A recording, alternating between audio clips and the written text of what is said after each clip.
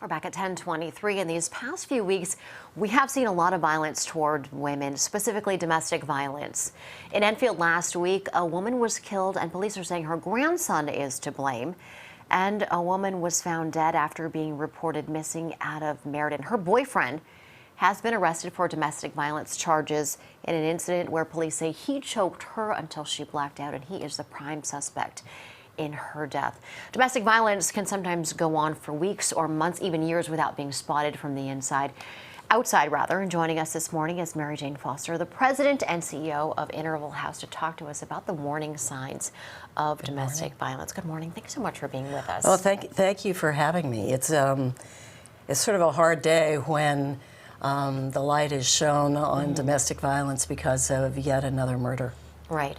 It seems like news story after news story we're hearing about these. Just how common is it? Well, unfortunately, it's common. It's common across the country. There are about 1,500 murders a year, domestic violence murders a year. The vast majority of those, about 75%, are women. In Connecticut, over the last, I think it's 2000 to 2017, there were 246 murders. 87% of those were women, just in these last 10 years. So it is not rare, unfortunately. Connecticut averages about 14 murders a year. Of those murders, about 30% also involve a suicide.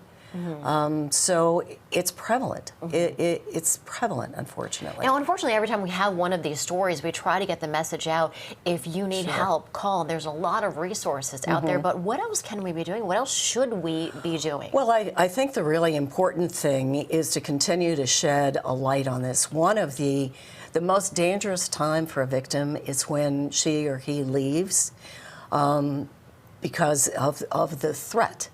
And so typically women are ashamed to tell someone that they have been abused, that the person that they love or cherish, have trusted, is abusing them, that they pull back. And in addition to the dynamic of the abuser controlling and diminishing one's self-worth, people don't come forward. Right. And it's really important to stay involved and engaged in your friends' or family's lives when you suspect something is going on. Not to be judgmental, to understand that you have a role as their friend, and be aware. And part of what we can do is that you and I and everybody out there can be aware of what's happening with our friends in our friends' lives and any changes in their behavior, or if they are starting to withdraw or sort of say, no, I can't go out, I can't meet you, I can't come over. Right? Those are red flags. They are absolutely red flags. The first stages in a potential domestic violence situation are alienating the victim from his or her family and friends, controlling where and how they work, watching their social media, controlling the phone, the dates. We have clients in the Safe House who have never been allowed to work. They are allowed no financial, emotional, or physical freedom. So it's very important to pay attention when you see that happening to someone you know. Now, part of the abuse is the emotional abuse. We were talking about this, and that the abuser makes their victim feel like they have no choices. They will not be able to survive on their own. But Interval House is a resource that can take care of all of those concerns, all of those worries. Absolutely. And it's really important to understand that you can call the Interval hotline, the Interval House hotline, and have a conversation with any one of our advocates about domestic violence.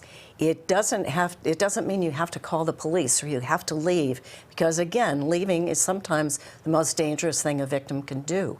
But we can be there as a resource to help you safety plan, to think through where you are and what this relationship looks like. And help with the children and legal support as well. Absolutely. Depending on where that goes. And, you know, children are victims too. Last year we had about 38 cases of domestic violence services we provided in the state, and almost 5,000 of those services were for children. So if we are going to break this cycle, end this cycle of domestic violence, we have to be working with those children Right. who have been traumatized. And as a community, we have to be vigilant and aware of Absolutely. what's happening around us. All right. Absolutely. Thank you so much for being with us. Thank you We for having me. appreciate us, and we're going Great to to have be here. information on the Interval House on our website. And remember, October is Domestic Violence Awareness Month. I'll see you then. Absolutely. I'm Thanks. sure you'll be back. Yes, Thanks I will. again. All right, well, stay with us. Coming up here, an agreement coming from the G7 summit to address the wildfires